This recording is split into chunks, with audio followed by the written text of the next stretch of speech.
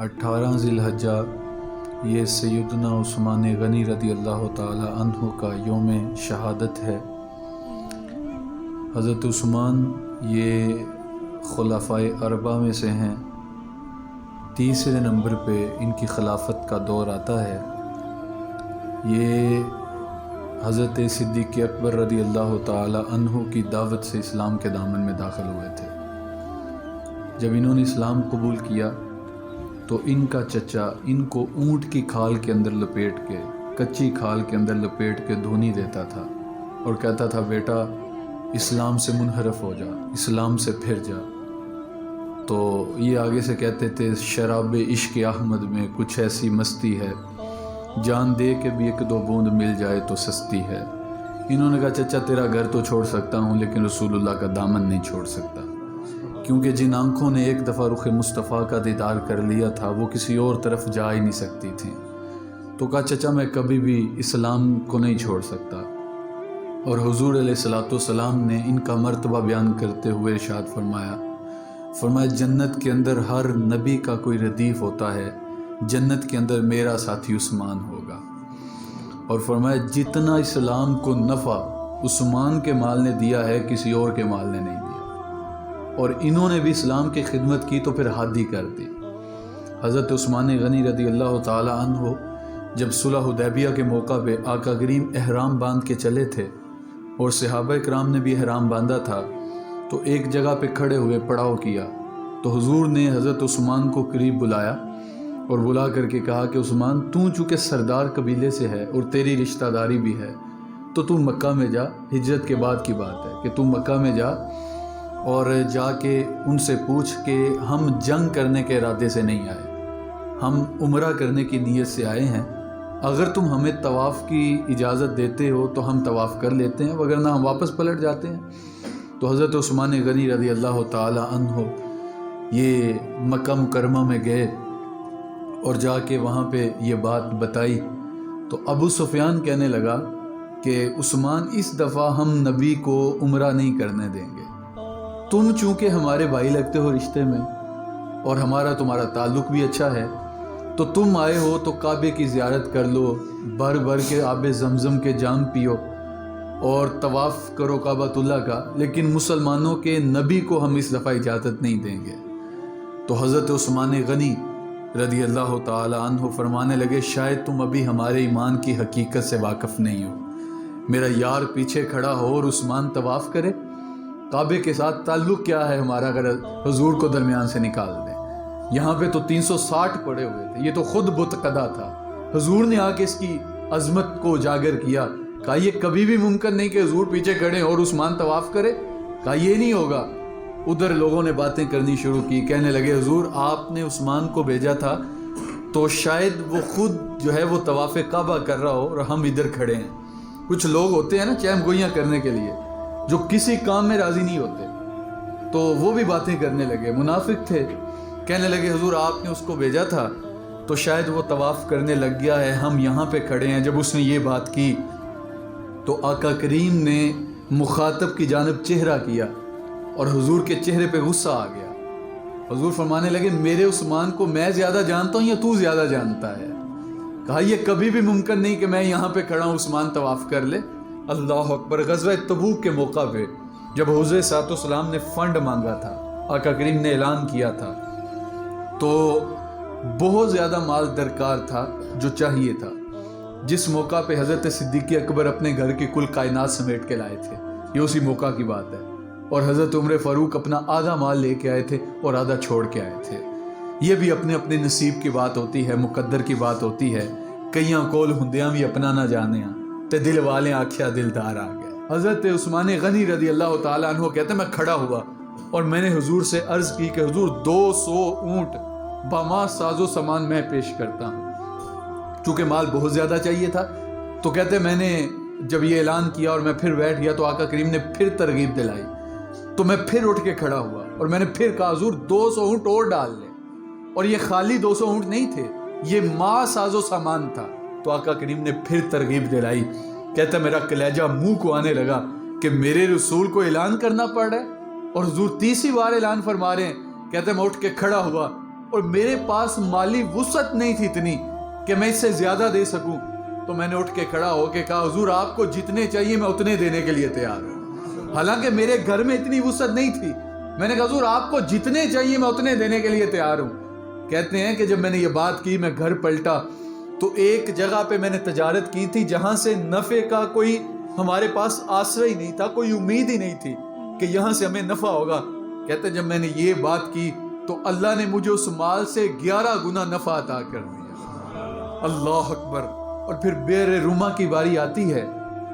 یہ یہودی کی ملکیت میں کنواں تھا کہ وہ پانی کو بیچتا تھا, کیونکہ اسے پتا تھا کہ مسلمانوں نے خریدنا ہی خریدنا ہے, اور مہنگے داموں بیچتا. کچھ لوگ ہوتے ہیں نا کہ جو مجبوری کا فائدہ اٹھاتے ہیں اور سمجھتے ہیں کہ اب یہ بندہ مجبور ہے تو اب اس کو پیس لو جتنا پیسا جا سکتا ہے. حالانکہ یہ اسلام میں سے ہے ہی نہیں. اسلام تو داد رسی کا درس دیتا ہے. ایک صحابی ہیں وہ اپنا گھوڑا فروخت کرنے کے لیے آتے ہیں اور کہتے ہیں کہ میں نے اپنا گھوڑا بیچنا ہے. تو پوچھا کتنے کا بیچنا ہے؟ کہا 60 درہم کا بیچنا ہے. تو اس نے کہا کہ میں تمہارے گھوڑے پہ سواری کر کے دیکھوں گا. چونکہ وہ سواری کر کے دیکھتے تھے یہ کتنا بھاگ سکتا ہے, اس کے اوپر مال کتنا لادا جا سکتا ہے, یہ وزن کتنا اٹھا سکتا ہے. تو وہ سواری کر کے واپس آیا. خریدنے والا, بیچنے والا بھی صحابی, خریدنے والا بھی صحابی. اب اس نے کہا کہ میں اتنے کا بیچوں گا. تو آگے کہنے لگے میاں تیرا گھوڑا 60 کا نہیں ہے, یہ تو 70 کا ہے. انہوں نے کہا ہاں بالکل 70 کا. انہوں نے کہا 70 کا بھی نہیں 80 کا ہے. انہوں نے کہا ہاں بالکل 80 کا ہے. انہوں نے کہا 80 کا بھی نہیں میں 90 میں لوں گا. اس نے کہا میں تو 60 میں بیچنے آیا تھا, اگر میرا 90 میں بکتا ہے تو مجھے اس میں کیا اعتراض ہے, میں بیچنے کے لیے تیار ہوں. تو کہا کہ مجھے ایک بات تو بتا, تیرا گھوڑا جب 90 کا تھا تو 60 میں بیچ کیوں رہا ہے؟ اس نے کہا میری مجبوری تھی. کیا مجبوری تھی؟ بیٹے کی شادی کرنی ہوگی یا گھر کا راشن ختم ہو گیا ہوگا, کوئی اس طرح کی مجبوری ہوگی تو میں 60 کا بیچنے کے لیے تیار ہو گیا. تو کہنے لگا مجھے تو ایک بات بتا, جب میں 60 کا بیچ رہا ہوں تو نے 90 میں کیوں لیا؟ اس نے کہا میری بھی مجبوری تھی.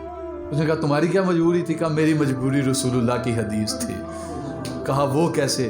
کہا میرے نبی نے سودا خریدنے کا حکم دیا ہے, مجبوری خریدنے کا حکم نہیں دیا. اس لیے کسی کو مجبور دیکھیں تو اس کی مدد کریں, نہ کہ اس کو پیسنے کی کوشش کریں. اللہ اکبر. تو وہ یہودی بھی سمجھتا تھا کہ اب ان کی مجبوری ہے تو انہوں نے خریدنا ہے, تو اس نے مہنگے داموں میں پانی بیچنا شروع کر دیا.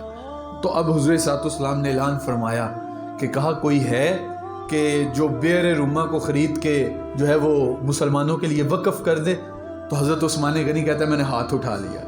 میں نے کہا حضور میں خریدوں گا. کہتے ہیں میں اس کے پاس گیا, وہ 700-800 درہم کا کنواں تھا. تو کہتے ہیں میں اس کے پاس گیا تو میں نے اسے جا کے کہا کہ تو کنواں بیچتا ہے؟ اس نے کہا میں نے نہیں بیچنا. تو آپ فرمانے لگے کہ میں نے اسے کہا میاں منہ مانگی قیمت دوں گا, اب تو مانگ لے تو کتنے مانگتا ہے؟ تو اس نے کہا کہ میں 1700 درہم میں فروخت کروں گا. 700 اصل قیمت تھی, 1000 ابو مانگا, اس سے اوپر مانگا. کہا 1700 میں بیچوں گا. حضرت عثمان غنی نے کہا تیری حیثیت اتنی تھی, وگرنہ میں جیب کے اندر 40,000 دینار ڈال کے آیا تھا کہ یہ کنواں میرے رسول کو پسند آ گیا ہے. پھر اس نے وہ کنواں فروخت کیا اور ساتھ ایک دن کے لیے اس نے دیا کہ ایک دن تم اس کو استعمال کر سکتے ہو اور ایک دن ہم استعمال کر سکتے ہیں. تو حضرت عثمان غنی نے اعلان کر دیا, کہا جس دن میری باری ہوگی اس دن یہاں سے انسان بھی پئیں, یہاں سے جانور بھی پئیں, جس کا جی چاہتا ہے وہ یہاں سے پیے. تو بئر روما بھی حضرت عثمان غنی نے خرید کے وقف کیا تھا. اور پھر جب جو ہے وہ مسجد نبوی کی باری آتی ہے, جب اسلام پھیلنا شروع ہوا اور جگہ تنگ پڑنے لگی, لوگ زیادہ ہونے لگے, تو پھر حضور نے مسجد نبوی کی توسیع کے بارے میں لوگوں کو ترغیب دلائی کہ ہم اس مسجد کو وسیع کرنا چاہتے ہیں. تو اس میں بھی جس نے سب سے بڑھ کے حصہ لیا تھا اس کا نام عثمان غنی تھا رضی اللہ تعالی عنہ. یار میں آپ سے ایک بات کہتا ہوں, آج لوگ بڑے پراپیگنڈے کرتے ہیں اور بات کرتے ہوئے شرم بھی نہیں کرتے اور ان کی زبانیں بھی نہیں کانپتی, ان کا دل بھی نہیں لرزتا اور اصحاب رسول کے خلاف بکواس کرتے ہیں اور ان کے بارے میں بات کرتے ہیں جن سے اللہ راضی ہو گیا. تمہاری اوقات کیا ہے؟ تمہاری حیثیت کتنی ہے؟ اللہ کہہ رہے ہیں لقد رضی اللہ عن المؤمنین, تحقیق اللہ ان مومنوں پہ راضی ہو گیا. اب تم کون ہوتے ہو ان پہ باتیں کرنے والے؟ اللہ اکبر. جنت البقیع کی وہ جگہ جس جگہ پہ آج بھی سیدہ فاطمہ الزہرا کا مزار ہے, وہ جگہ حضرت عثمان غنی نے خرید کے وقف کی تھی.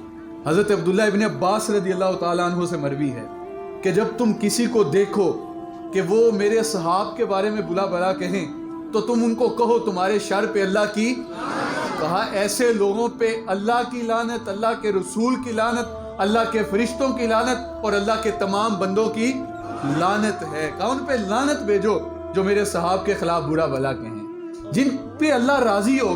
فرمایا میرے سارے صحابہ ستاروں کی مانند ہیں، تم جس کی اقتداء کرو گے تم ہدایت پا جاؤ گے۔ اللہ اکبر۔ اور حضرت عثمان غنی رضی اللہ تعالیٰ عنہ کا مرتبہ اس سے بڑھ کے اور کیا بیان کیا جائے کہ حضرت آدم سے لے کے صبح قیامت تک کسی شخص کو یہ اعزاز حاصل نہیں ہے اور نہ ہی ہوگا کہ کسی ایک نبی کی 2 بیٹیاں ایک شخص کے نکاح میں آئی ہوں، لیکن عثمان غنی کے نکاح میں میرے نبی نے اپنی 2 بیٹیاں دی تھی، حضرت رقیہ اور حضرت ام کلثوم رضی اللہ تعالی عنہا۔ جب یہ یک کے بعد دیگر انتقال کر گئیں تو لوگوں نے باتیں کی۔ آج بھی کچھ لوگ ہوتے ہیں نا چرب زبان، جو باتیں کرنے لگ جاتے ہیں اور پتہ کچھ ہوتا نہیں ہے، تو جب انہوں نے باتیں کرنا شروع کی تو چلتی چلتی خبر رسول اللہ کے کان میں پہنچی کہ یہ بات کر رہے ہیں، تو حضور نے ارشاد فرمایا اگر میری 40 بیٹیاں بھی ہوتی تو عثمان کے نکاح میں دے دیتا، یک کے بعد دیگریں فوت ہوتی رہتی، میں 40 کی 40 عثمان کے نکاح میں دے دیتا۔ اللہ اکبر۔ اور حیا کا عالم کیا ہے؟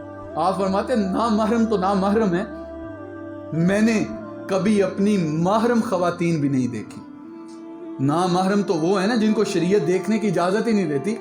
میرے ایک دوست ہیں، کچھ لوگ ہوتے ہیں جن کے ساتھ بڑی محبت ہوتی ہے اور قلبی محبت ہوتی ہے اور محض اللہ کی رضا کے لیے محبت ہوتی ہے اور کوئی بھی غرض دنیا ان سے مقصد نہیں ہوتا، اور ایسے رشتوں کے بارے میں میرے رسول نے ارشاد فرمایا، آقا کریم فرماتے ہیں 2 آدمی جب آپس میں ملتے ہیں ان کا مقصد کوئی کاروبار نہیں ہوتا، ان کا مقصد کوئی حصول دنیا نہیں ہوتا، ان کا مقصد کوئی لالچ، کوئی غرض نہیں ہوتا، صرف اس لیے وہ آپس میں ملتے ہیں کہ جس رسول کا میں کلمہ پڑھتا ہوں اسی رسول کا یہ بھی کلمہ پڑھتا ہے۔ تو کہا جب یہ 2 بندے آپس میں ملتے ہیں، ان کے مل کے جدا ہونے سے قبل اللہ ان کے سارے گناہ معاف کر دیتا ہے۔ تو میرا ان کے ساتھ بڑا پیار ہے، بڑی محبت ہے اور بڑی عقیدت والے ہیں وہ۔ تو میں پچھلے دنوں ان کے پاس گیا ہوا تھا تو وہ بڑے پریشان تھے، تو میں نے ان سے بات پوچھی تو وہ کہنے لگے حضرت ایک مسئلہ تو بتائیں۔ تو میں نے کہا جی پوچھیں۔ وہ کہنے لگے جی وہ ایک لڑکی تھی ہمارے رشتہ داروں میں ہے، تو میں پہلے اسے پسند کرتا تھا، بات بھی ہوتی تھی، لیکن اب میرا جی نہیں چاہتا کہ میں اس سے شادی کروں، تو شریعت کیا حکم دیتی ہے؟ تو میں نے کہا جی اب جی کیوں نہیں چاہتا؟ وہ کہتے ہیں نہیں کچھ ایسی باتیں ہوئی ہیں یا کچھ ایسی عادتیں میں نے دیکھی ہیں کہ میرا جی نہیں چاہتا۔ میں نے کہا تمہارا تعلق کتنی دیر سے ہے؟ وہ کہنے لگے 2-3 سال بیت گئے۔ یقین کرے میری آنکھوں میں آنسو آ گئے اور میں سر پکڑ کے بیٹھ گیا۔ میں نے اسے کہا میاں تو نے تو بڑے دیدہ دلیری سے بات کر دی اور تیری زبان بھی نہیں کانپی، تیرے ہونٹ بھی نہیں لڑکھڑائے، تجھے شرم بھی نہیں آئی، تجھے حیا بھی نہیں آیا، اور تو نے سینہ تان کے یہ بات کہہ دی کہ اب مجھے پسند نہیں ہے، اس غریب کی بیٹی کو کون قبول کرے گا جس کو تم نے داغ لگا کے چھوڑ دیا۔ آج باتیں کرتے ہیں لوگ، فتویٰ پوچھنے آ جاتے ہیں، بات کرنا جائز ہے کہ ناجائز؟ حضور تو دیکھنے پہ پابندی لگا رہے ہیں، بات کرنا تو دور کی بات ہے۔ اور ہماری خواتین کو تو یہ حکم دیا گیا کہ جب تمہارے دروازے پہ غیر محرم آ جائیں تو اتنے نرم لہجے میں بات نہ کرو کہ ان کے سینے کے اندر کوئی بات پیدا ہو۔ میں نے کہا آج تو نے بات کر دی، مجھے وہ پسند نہیں ہے، تو مجھے یہ بتاؤ اگر اس کی جگہ پہ تمہاری بہن ہوتی اور کوئی تمہاری بہن کے بارے میں یہ بات کرتا تو تمہارا انداز کیا ہوتا؟ آج میں بھی اپنے اندر اتروں، آپ بھی اپنے اندر اتر کے دیکھیں کہ ہم کسی کی عزت کے ساتھ تو نہیں کھیلے۔ ساری مشکلات کا سبب تعویذ ہی نہیں ہوتا، ساری مشکلات کا سبب جو ہے وہ کسی کی نظر بد نہیں ہوتی۔ ہمارے ہاں جو مزاج پایا جاتا ہے کہ کاروبار کے اندر تنگی آ گئی یا کوئی بیماری آ گئی یا گھر کے اندر جو ہے وہ پریشانی آ گئی، بیٹی کی شادی کی سسرال کے اندر گئی وہ سکھی نہیں ہے، بہن کی شادی کی تو وہ سسرال کے اندر گئی وہ سکھی نہیں ہے، تو لوگ بھاگتے ہیں بابوں کے پاس تعویذ لینے کے لیے۔ ہمارے استاد گرامی کے پاس جب کوئی آتا تھا تو آپ پہلی بات یہ ارشاد فرمایا کرتے تھے میاں رات کی تنہائی میں بیٹھ کے آنسو بہاؤ اور پھر غور کرو کہ تم نے کسی کی عزت کو تو نہیں اچھالا جس کی اللہ سزا دے رہا ہے۔ کبھی ہم نے اس زاویے کے اندر اپنے آپ کو دیکھا؟ کبھی آئینے کا یہ رخ ہم نے دیکھا کہ آج ہماری بہن سسرال کے اندر سکھی نہیں ہے، آج ہماری بیٹی سسرال کے اندر سکھی نہیں، تو کہیں میری وجہ سے کسی کے گھر میں آگ تو نہیں لگی؟ کہیں میری وجہ سے کسی کا گھر برباد تو نہیں ہو گیا؟ ہم یہ نہیں دیکھتے، ہم صرف دیکھتے ہیں کہ ہمارا نفع کس میں ہے، ہمارا نقصان کس میں ہے۔ آؤ تمہیں سیدنا عثمان غنی کی سیرت بتاؤں اور تم فخر کرو کہ ہم ان کو ماننے والے ہیں کہ جو رسول اللہ کے تربیت یافتہ تھے، جن کی تربیت آمنہ کے لال نے کی تھی. حضرت عائشہ رضی اللہ تعالی عنہ فرماتی ہیں میں ایک دن گھر میں بیٹھی تھی اور آقا کریم جو ہے وہ چارپائی پہ لیٹے ہوئے تھے اور معمول سے ہٹ کے حضور کی پنڈلی سے کپڑا پیچھے ہوا تھا. دروازے پہ دستک ہوئی تو حضور نے حکم دیا کہ دیکھو دروازے پہ کون ہے اور جو بھی ہو اسے جنت کی بشارت دے دیں. اللہ. اب حضور فرمایا جاؤ دروازے پہ دیکھو جو ہے اس کو جنت کی بشارت دے دینا. اب گئے, جا کے دروازہ کھولا تو سامنے صدیق اکبر کھڑے تھے. جنت کی بشارت دی, انہوں نے قبول کی, اندر آ کے بیٹھ گئے. آقا کریم اسی حالت کے اندر لیٹے ہوئے تھے. تھوڑی دیر کے بعد پھر دستک ہوتی ہے. حضور پھر ارشاد فرماتے ہیں جاؤ دیکھو دروازے پہ کون ہے, جو بھی ہے اسے جنت کی بشارت دے دو. گئے, دروازہ کھولا تو دیکھا سامنے حضرت علی رضی اللہ تعالی عنہ کھڑے تھے. سلام عرض کی اور جنت کی بشارت دی, انہوں نے قبول کی اور پھر واپس آ گئے. آقا کریم اسی حالت کے اندر بیٹھے ہیں. حضرت عائشہ کہتے ہیں میں پردے کے اندر بیٹھ کے دیکھ رہی تھی. پھر تیسری دفعہ دروازے پہ دستک ہوئی تو جو ہے وہ ایک شخص آگے بڑھا دروازہ کھولنے کے لیے, تو آقا کریم نے روک دیا اور اپنے آپ کو بالکل پردے کے اندر ڈھانپ لیا اور پھر ارشاد فرمایا کہ جاؤ دیکھو دروازے پہ کون ہے, جو بھی ہو اسے جنت کی بشارت دے دینا اور ساتھ کہنا مشکلات بڑی آئیں گی. کہتے ہیں میں نے جا کے دروازہ کھولا تو سامنے سیدنا عثمان غنی کھڑے تھے. میں نے جنت کی بشارت دی, میں نے کہا ساتھ مشکلات بڑی آئیں گی. انہوں نے کہا میں ہنس کے قبول کروں گا. جے سونا میرے دکھ وچ راضی تے میں سکھ نو چلے ڈاواں. کہا میں ہنس کے قبول کروں گا. حضرت عائشہ کہتی ہیں یہ تینوں اٹھ کے چلے گئے تو میں حضور کی خدمت میں حاضر ہو گئی. میں نے کہا حضور معاملے کی سمجھ نہیں ہے. حضور نے کہا وہ کیا؟ کہا حضرت ابو بکر صدیق آئے, آپ اسی حالت میں تھے. حضرت علی المرتضیٰ آئے, آپ اسی حالت میں تھے. حضرت عائشہ کہتی ہیں میں نے پوچھا حضور جب پہلے دو آئے تو آپ نے حالت تبدیل نہیں کی, اور بعد میں جب حضرت عثمان آئے تو آپ نے اپنی پنڈلی کو جو ہے وہ ڈانپ لیا, تو ایسا کیوں کیا؟ تو حضرت عائشہ سے حضور مخاطب ہو کے کہنے لگے عائشہ کیا میں اس سے حیا نہ کروں جس سے رب کے فرشتے بھی حیا کرتے ہیں؟ المختصر 40 دن تک آپ کے اوپر پانی بند رکھا گیا. یہ پہلی بار تاریخ میں ہوا تھا اور تاریخ کا دردناک باب ہے کہ حاکم وقت پہ 40 دن تک پانی بند رکھا گیا. حضرت علی المرتضیٰ مدینے سے باہر چلے گئے تھے. حضرت ابو ہریرہ یہ پڑھنے پڑھانے والے صحابی تھے. ان کا جو تعلق ہے وہ سیکھنے سکھانے سے تھا, لیکن تلوار لے کے حضرت عثمان غنی کی بارگاہ میں آگے آپ حکم کریں ہم ان کو کاٹ کے رکھ دیں. لیکن حضرت عثمان غنی کہنے لگے میری وجہ سے محمد کا مدینہ لالہ زار بنے. کہا میں اپنی قربانی پیش کرتا ہوں, میں تمہیں قتل کا حکم نہیں دیتا. 40 دن تک پانی بند رکھا گیا. حضرت علی رضی اللہ تعالیٰ عنہ نے حضرت حسن اور امام حسین کو ان کے دروازے پہ کھڑا کر دیا. کہا دیکھنا کوئی ان کو نقصان نہ پہنچائے. یہ ایک لمبی کہانی ہے کہ بلوائی کس طرح آپ کے گھر کے پیچھے سے داخل ہوئے اور حضرت عثمان غنی قرآن کی تلاوت کر رہے تھے. اس سے قبل جب آخری دن تھا آپ کی شہادت کا تو آپ اپنے گھر سے باہر آئے اور دیوار سے سر اوپر کیا اور آپ فرمانے لگے, لوگوں کو اکٹھا کیا.